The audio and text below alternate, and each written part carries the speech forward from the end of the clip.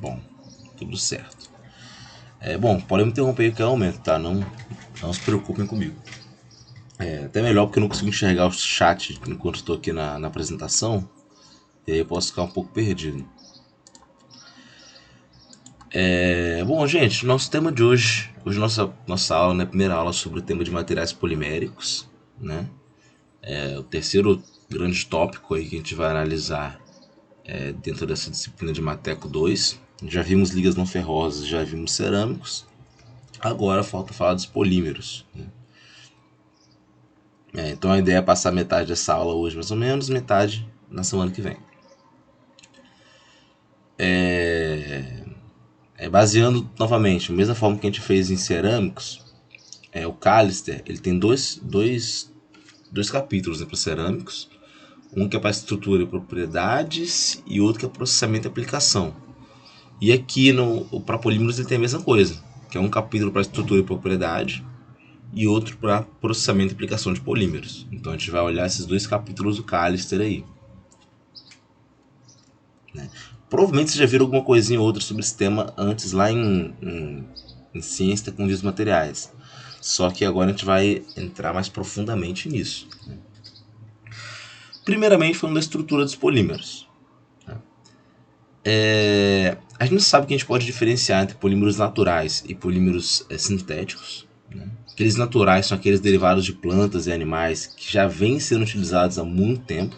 É algo que acontece na natureza naturalmente. Porém, com o desenvolvimento tecnológico, foram desenvolvidos novos polímeros. Né? Surgiu a possibilidade de se sintetizar polímeros, né? Combinando propriedades interessantes de diferentes materiais. Né? Então foi aí que surgiram os plásticos, as borrachas, alguns materiais fibrosos. Né? Isso aconteceu sobretudo depois da Segunda Guerra Mundial. Então, mais ou menos ali na década de 40, 50, é onde surgiu grande parte dos polímeros que a gente conhece hoje, né? Aqueles polímeros sintéticos. Né? Para quem estiver interessado, na Netflix tem uma série pequena, assim, de vários episódios de 20 minutos, chamada Explicando. Não sei se alguém já viu. Onde eles pegam alguns temas específicos e vão explicando, falando sobre aquele tema. Tem um episódio bem legal que relaciona esse tema sobre polímeros, né? Que é sobre nylon, né? Como o nylon surgiu, como é que ele foi popularizado, né? Os tipos de roupas que levavam nylon, né? E etc. Fala bastante sobre o material em si. É legal pra gente ver. Mas, enfim, hoje a maioria, praticamente a totalidade dos polímeros que a gente utiliza são polímeros sintéticos. Né? Os próprios plásticos aí que se vocês abrirem o olho e olhar ao seu redor, com certeza encontrar algum item de plástico. Né? Então é algo que é bastante difundido, bastante usado. A grande vantagem de se produzir materiais polímeros sintéticos é porque a gente pode combinar propriedades. Né? De certa forma, a gente pode moldar propriedades. Né? E essa produção ela pode ser feita a baixo custo. Né? Então é algo barato com propriedades muito boas. Então, em relação aos polímeros naturais, são geralmente melhores. Né? Enfim, seja polímero natural ou sintético, a gente tem que entender bastante, tem que compreender a estrutura dessa classe de materiais. Quando a gente fala de polímeros, a gente tem que voltar necessariamente lá naquela parte do ensino médio, que eu particularmente sempre achei um pouco enjoada, que era muito tecoreba, né? Que é a parte de química orgânica, né? Os polímeros, nós sabemos que são compostos de uma, gigantescas moléculas, né, de carbono. Então são grandes compostos orgânicos. Né? Grande parte desses materiais são hidrocarbonetos, né, ou seja, somente hidrogênio e carbono dispostos em longas cadeias moleculares. E as ligações dentro das moléculas são ligações covalentes, né? Ou seja, ligações que são de fato dentro das moléculas. São aquelas ligações onde há um compartilhamento de elétrons, né? é uma ligação direcional. Isso aí a gente tem que lembrar lá também de ciência dos materiais.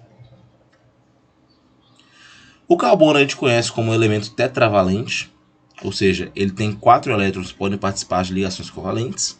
Então ele faz 4 ligações, né, tetravalente.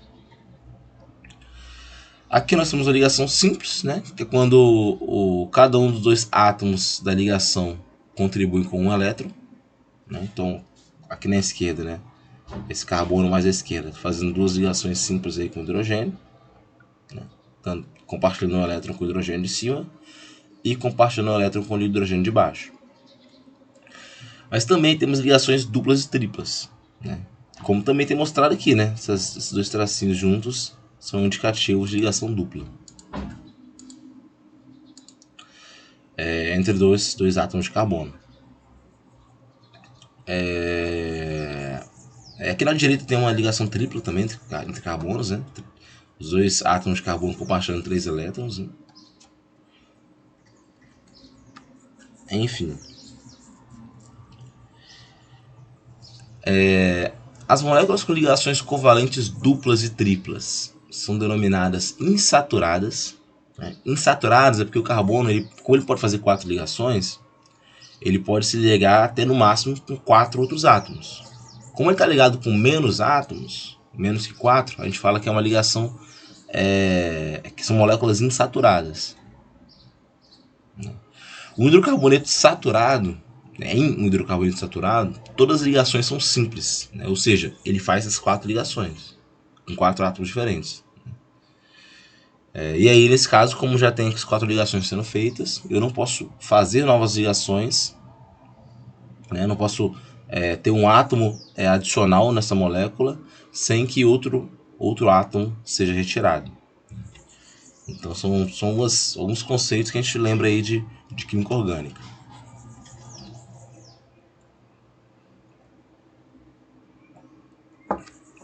Outro fato relevante é que mesmo tendo a mesma composição, né, um hidrocarboneto ele pode ter arranjos atômicos diferentes, de maneira análoga ao que a gente vê em estruturas cristalinas.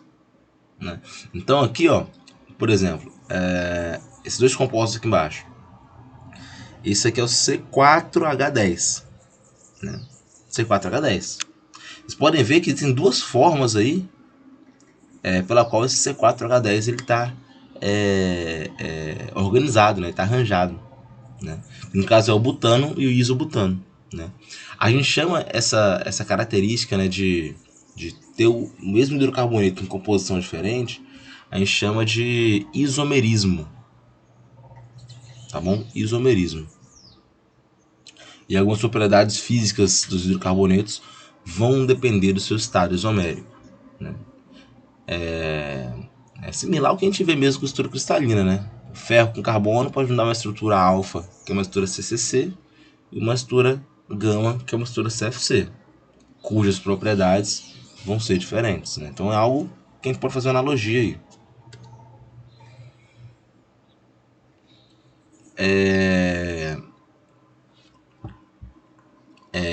Bom, as moléculas dos polímeros elas são muito grandes em relação a moléculas comuns de hidrocarbonetos. Tá? Então a gente sempre fala que a gente se refere a polímeros como macromoléculas, que são moléculas muito extensas. Dentro da molécula, né, os átomos são ligados por ligações covalentes. Tá bom? São ligações covalentes ligando, né? Até porque são moléculas, ligações de carbono, né, que geralmente são covalentes. Para os polímeros com cadeias de carbono, a estrutura de cada cadeia é uma série de átomos de carbono. Então, é uma sequência de átomos de carbono mesmo. Então, a gente vai ter que o polímero, na verdade, é uma grande molécula, uma molécula bem extensa. Né? Para facilitar nossa interpretação, a gente pode entender essas longas moléculas, né, como uma sequência de unidades repetidas. Então, a gente cria aí o conceito de unidade repetida, que é como se fosse uma unidade estrutural básica, né, que vai se repetir ao longo da cadeia. A gente pode também fazer uma comparação, né, pensando em estrutura cristalina, de uma célula unitária. A célula unitária é uma pequena amostra que, se for repetida, ela me dá a estrutura cristalina inteira. Aqui eu tenho essa unidade repetida, que é uma unidade só, pequena. Se eu repetir várias vezes, eu vou encontrar minha longa molécula de polímero, né? A gente tem aí também o conceito do monômero, né, que é a pequena molécula a partir da qual um polímero ele é sintetizado, tá? É importante que a gente não se confunda com sintetizar e sinterizar, né? Quando eu falo sintetizar, eu falo mais de produzir mesmo, né? Sinterização, já está falando lá de cerâmico, né? Aquela parte lá da metalurgia do pó também, onde a gente tem o agrupamento ali dos átomos, das partículas. A sinterização, um processo que envolve calor e pressão, geralmente.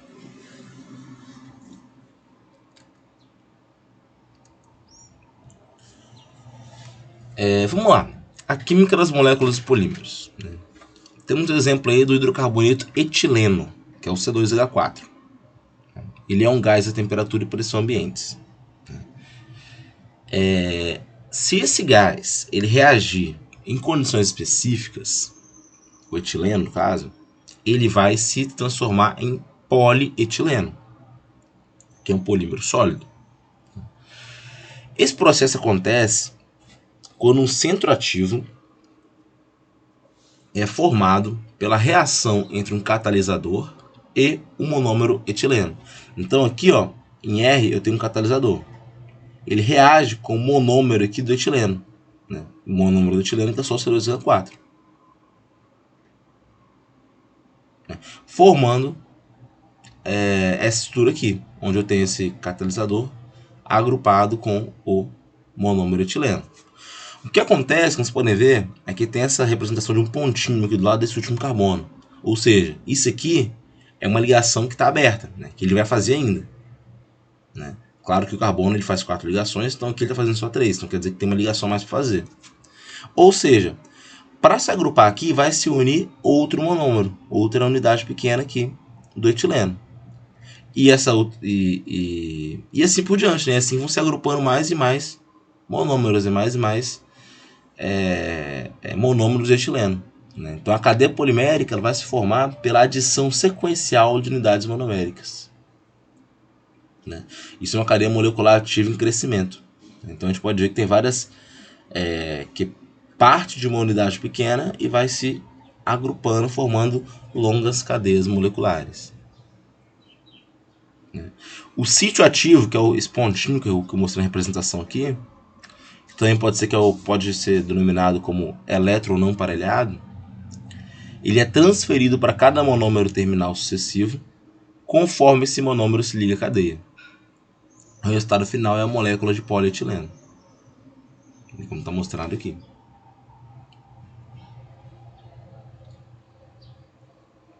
Então, polietileno vocês já devem ter ouvido falar, né? Nada mais é que essa unidade básica, que é o etileno, que reage com o catalisador e vai se agrupando sequências de monômeros de etileno até que eu tenha a minha molécula de polietileno.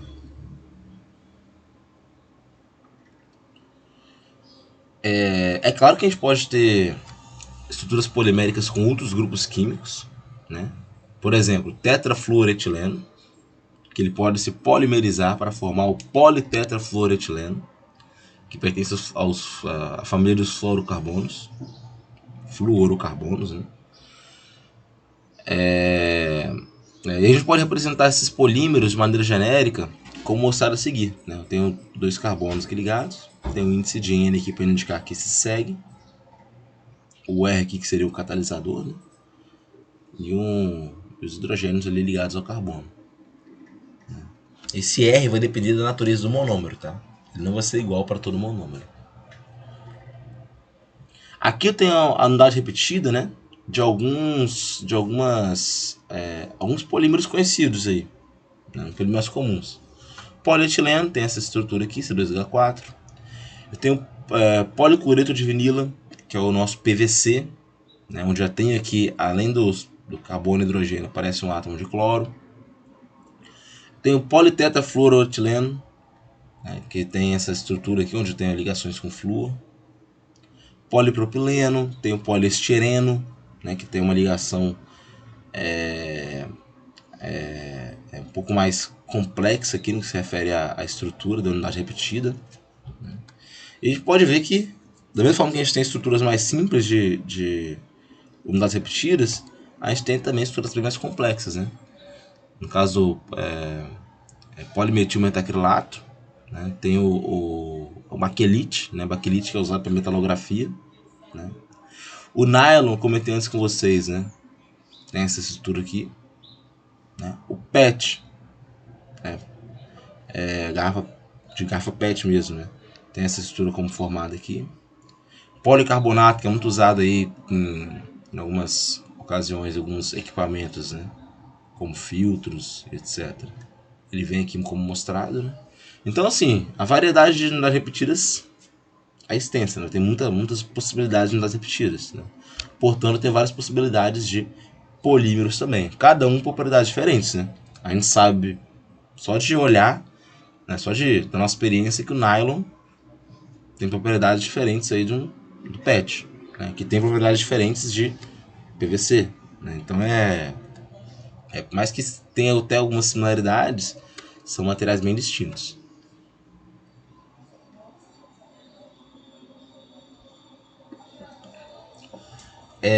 Quando todas as unidades repetidas ao longo da cadeia são do mesmo tipo, a gente fala que é um homopolímero, né? Então quer dizer que ele tem um tipo de unidade repetida só. Tá bom? Esse é o polímero mais comum, né? Por exemplo, o polietileno aqui só tem esse tipo de unidade repetida, que vai, de fato, como o próprio nome já disse, repetir ao longo de toda a estrutura. Então é um homopolímero. Porém, recentemente têm sido criados alguns materiais, né, que a gente fala que são copolímeros, né, onde eles têm duas unidades repetidas diferentes, né, duas ou mais. Copolímero. Né. É uma classe de polímeros aí um pouco mais complexa, assim, onde a gente tem uma combinação mais elaborada de propriedades.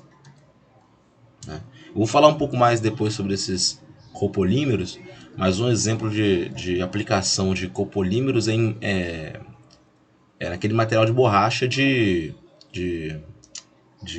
pneu de carro, né? Se eu não me engano é SBR, não vou lembrar de cabeça aqui o nome certinho, mas é um copolímero, né? Algo que foi elaborado, desenvolvido mais recentemente.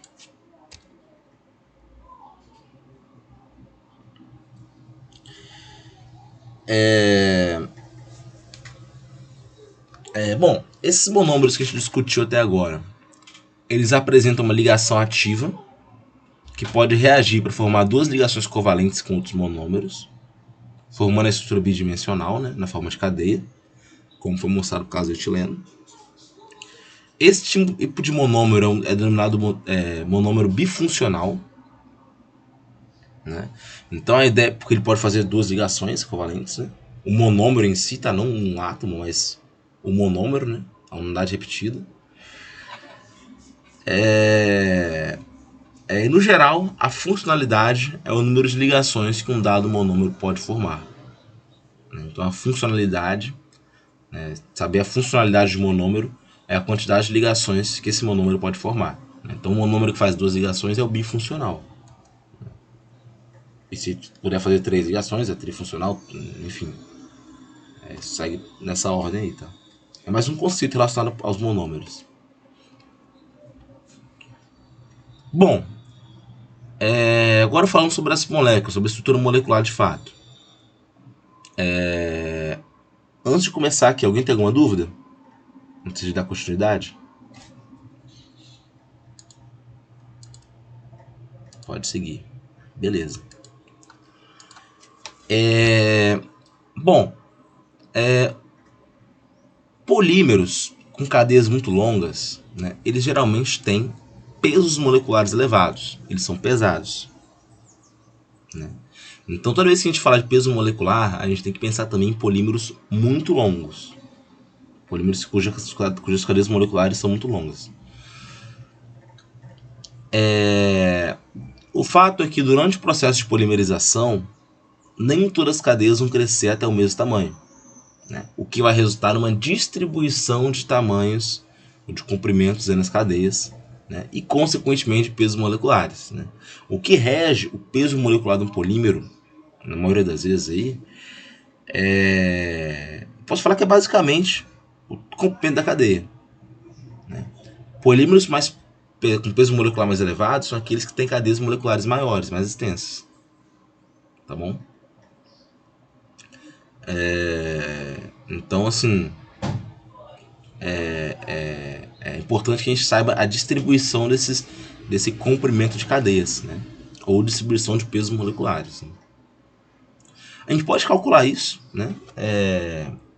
Normalmente um peso molecular médio é especificado, o qual pode ser determinante para medir várias propriedades físicas, né?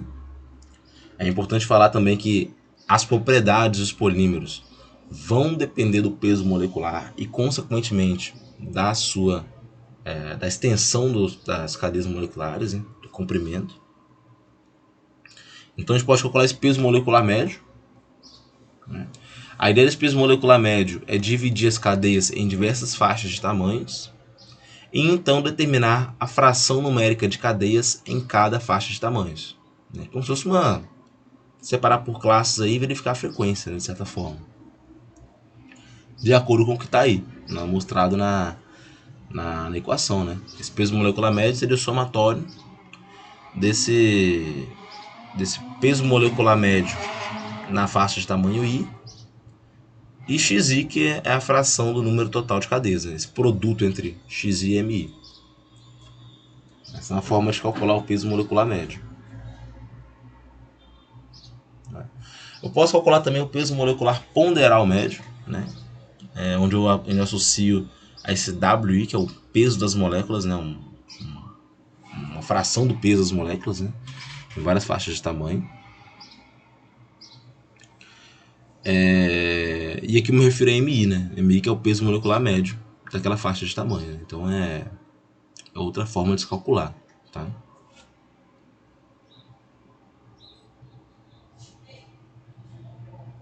Aí aqui, ó, vocês podem ver, né? Que esse MN e MP, que são valores diferentes, né, de peso molecular médio e peso molecular ponderal médio, vocês podem ver que geralmente a gente pode traçar esse gráfico, essa distribuição dos pesos moleculares para um polímero típico, onde o número médio ali está um pouco mais para a esquerda, deslocado, né, do que aquele peso médio que está mais para a direita. Enfim, isso é mais para rigor mesmo do cálculo, né?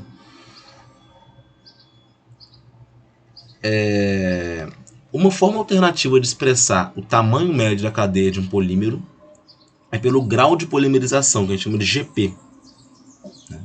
Que vai representar o número médio de unidades repetidas em uma cadeia. Então esse GP ele vai estar associado ao peso molecular da unidade repetida, né, que é o valor de M, e o valor de Mn, que é esse valor calculado aqui, né, que é o peso molecular médio. Então o peso molecular médio dividido pelo peso da unidade repetida. Então eu vou ter uma ideia da quantidade de unidades repetidas, né? Vai ser o número médio de unidades repetidas, né? Esse valor de GP, que é uma fórmula bem simples de calcular. É o peso molecular médio dividido pelo peso molecular da unidade repetida. Então eu vou ter uma noção aí de quantas unidades repetidas vão estar presentes naquele polímero, né? O que a gente chama de grau de polimerização. Tá?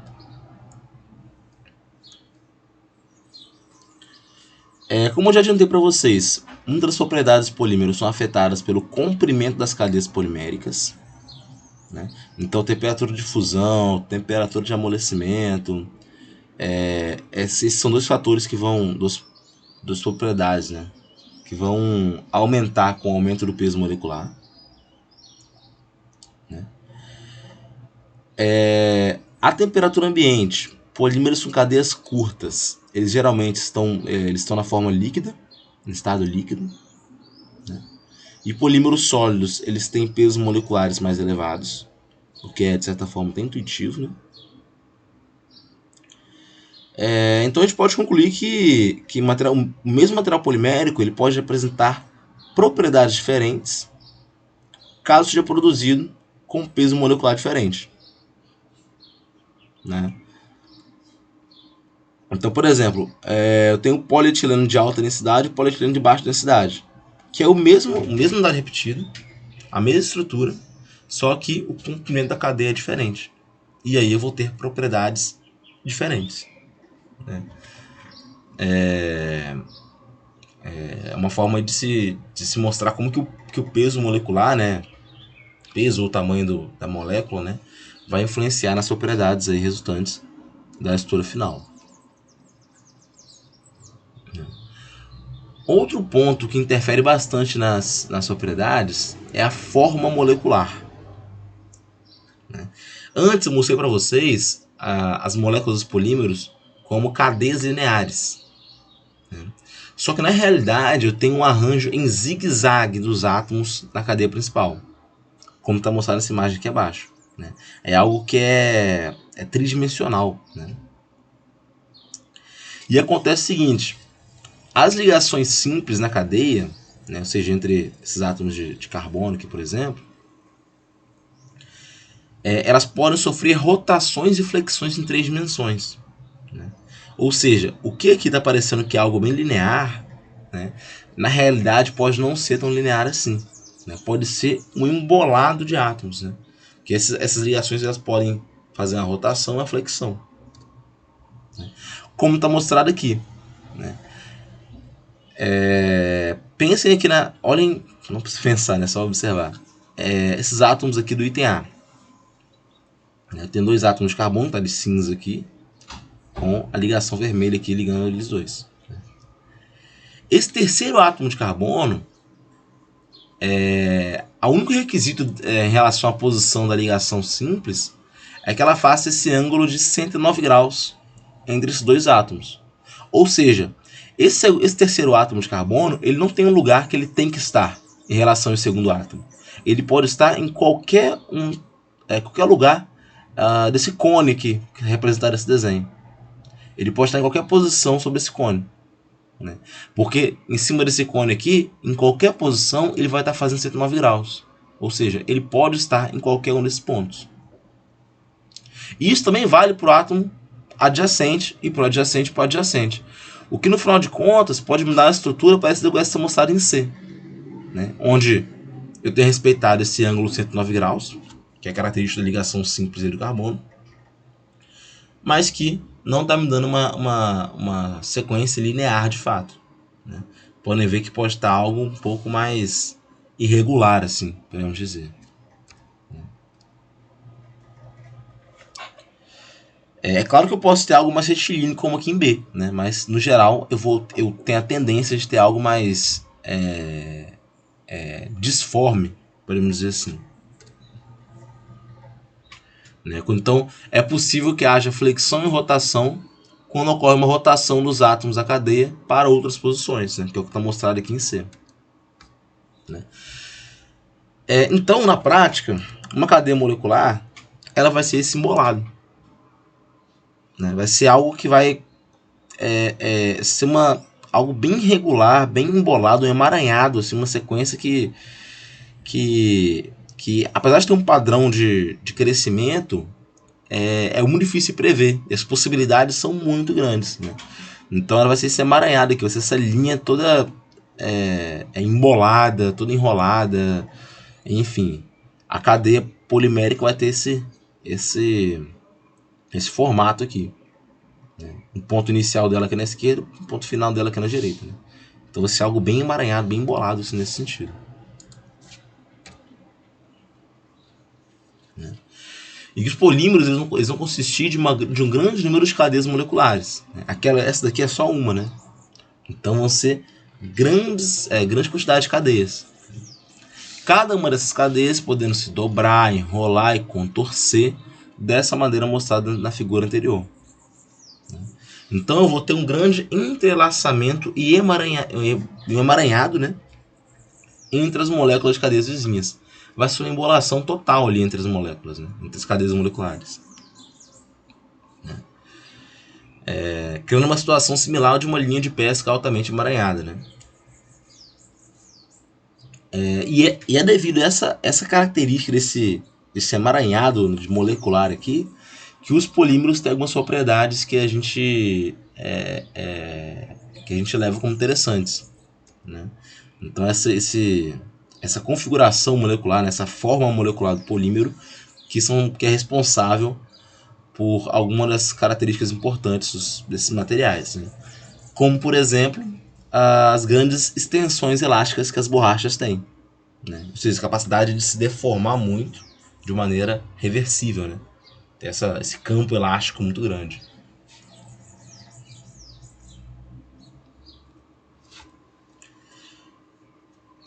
Algumas características mecânicas e térmicas dos polímeros são uma função da capacidade dos segmentos da cadeia em sofrer rotação em resposta à tensão aplicada ou à vibração térmica, né?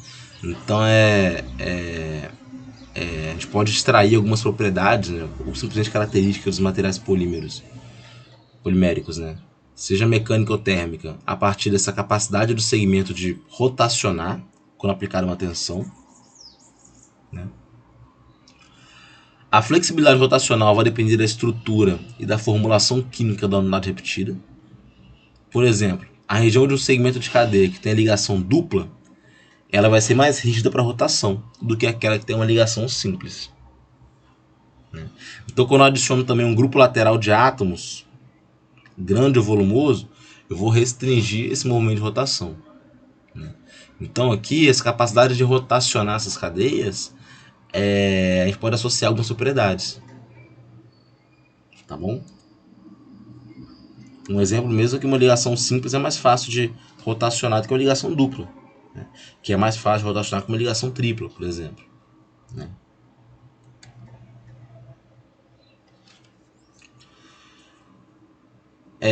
Bom, então eu já falei do peso molecular, né, e da forma molecular. Mas também é importante também de fazer a distinção, né, entre fazer a separação, né,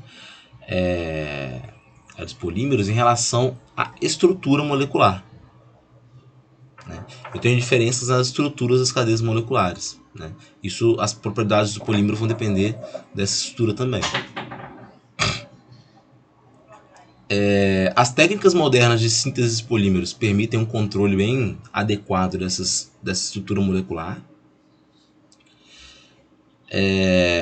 Essa sessão vai discutir várias estruturas moleculares nessa parte aqui do slide, né, incluindo estruturas lineares, ramificadas, com ligações cruzadas e em rede, além de algumas configurações isoméricas, como vou mostrar para vocês. Primeiramente, polímero linear, né? Um polímero linear é aquele em que as unidades repetidas estão unidas entre si, de extremidade a extremidades, em cadeias únicas, né?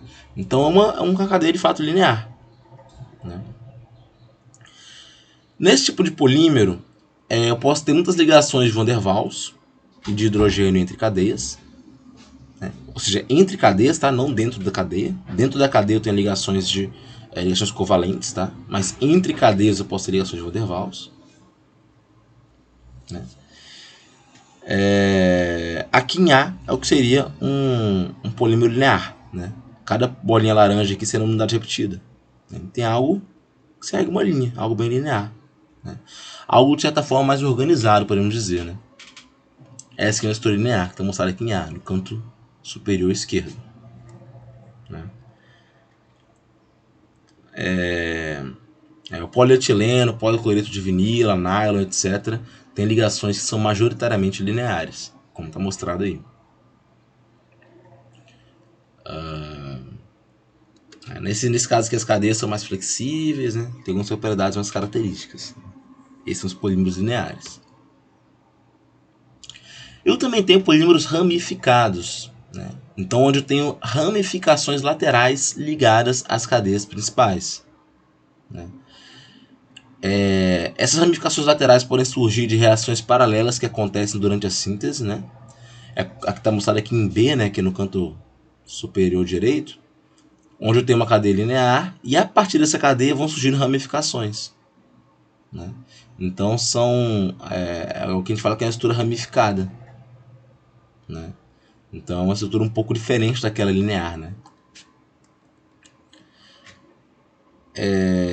Essa eficiência de compactação da cadeia vai reduzir pela formação de ramificações laterais, né? O que vai resultar numa redução da massa específica do polímero também,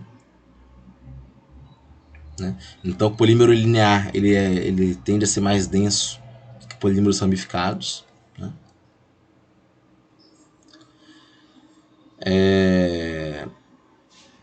Porém, polímeros que formam estruturas lineares também podem ser ramificados, né? Um exemplo é o polietileno de alta densidade. A alta densidade que tem estrutura linear, essas cadeias lineares são mais fáceis de se compactar, né? E o polietileno de baixa densidade tem uma estrutura mais ramificada, onde a compactação é mais dificultosa, né? Ou seja, a densidade vai ser menor. Então aqui a gente tem polímeros lineares e polímeros ramificados.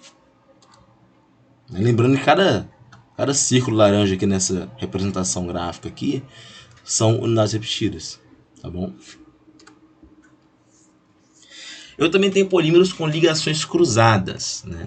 O que acontece na ligação cruzada, basicamente, é que cadeias lineares adjacentes elas vão se unir umas às outras em várias posições por meio de ligações covalentes, né? Então vai haver uma união aqui entre ligações, entre cadeias, né? Como está mostrado aqui, nessa imagem aqui de baixo na esquerda, né? Vou estar fazendo ligações cruzadas aí. As cadeias lineares não estão se unindo por meras ramificações, né?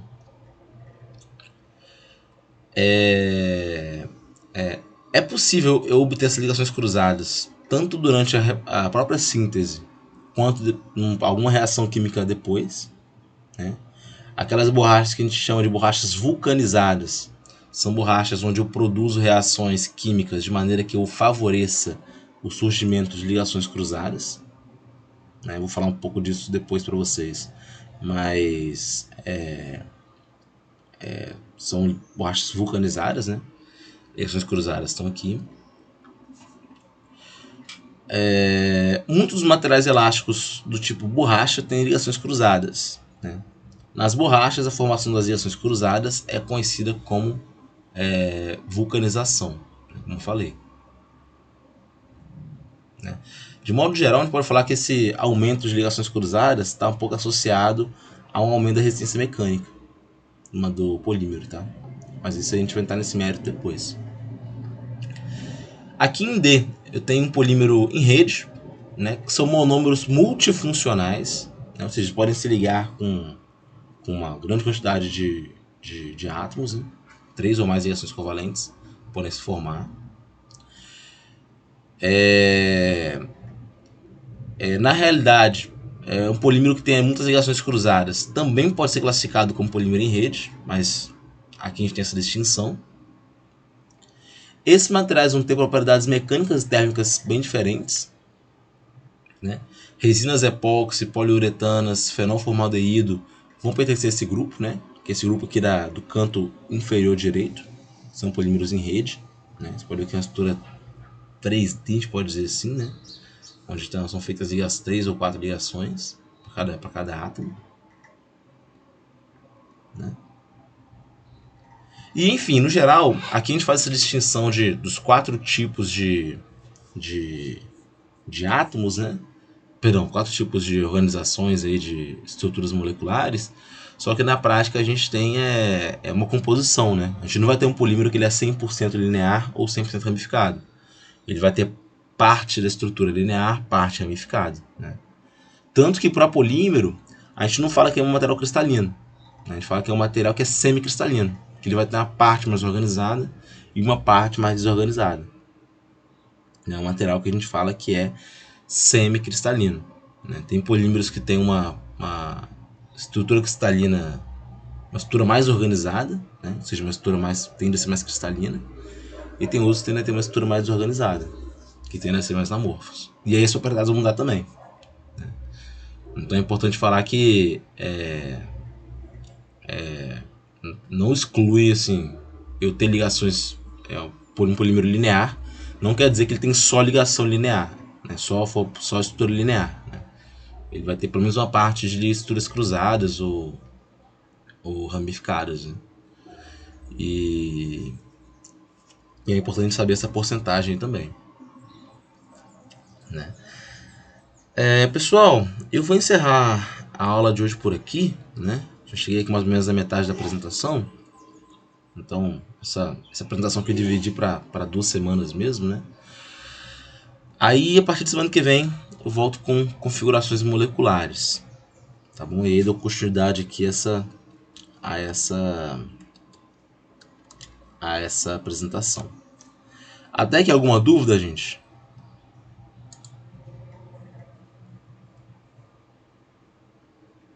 Tranquilo, né?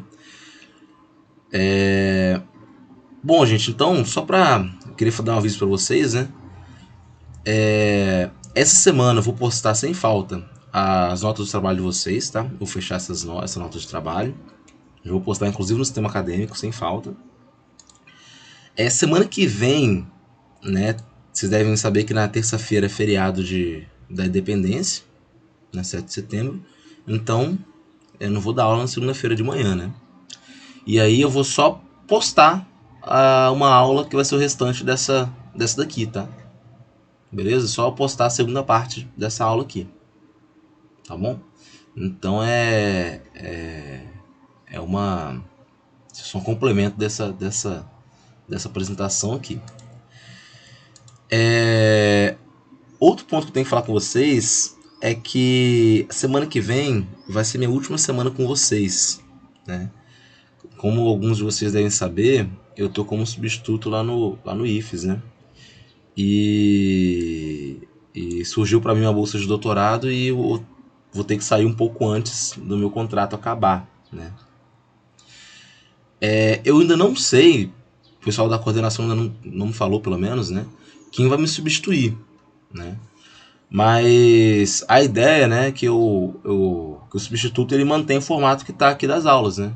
Até porque vai faltar 3 aulas para dar e 2 apresentações. Então, assim, eu vou até sugerir, vou sugerir, ou recomendar que se mantenha esse formato que eu acho que tá bom para todo mundo, né? Não sei quem vai substituir mesmo, né? Não sei se vai vir um professor novo, se vai ser alguém do próprio campus, não sei. E a ideia é que se mantenha o que tá sendo passado aqui, né? Então esse tópico 4 aqui vai ser o último tópico que eu vou passar para vocês. E depois disso aí vai vir outro professor, né? Como essa vai ser a nossa última aula, semana que vem a gente não tem aula, então essa vai ser a nossa despedida, né? Basicamente.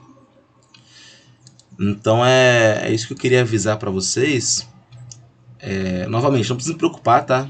Eu acredito que o professor que está chegando assim, no meio do período não vai querer mudar muita coisa, né? E as notas que já foram dadas, né, já vão estar lá no AVA, né? Então não vai ter como mudar aquilo. E ele vai ter esse restante de ponto aí para passar para vocês. Beleza? Vocês têm alguma dúvida aí?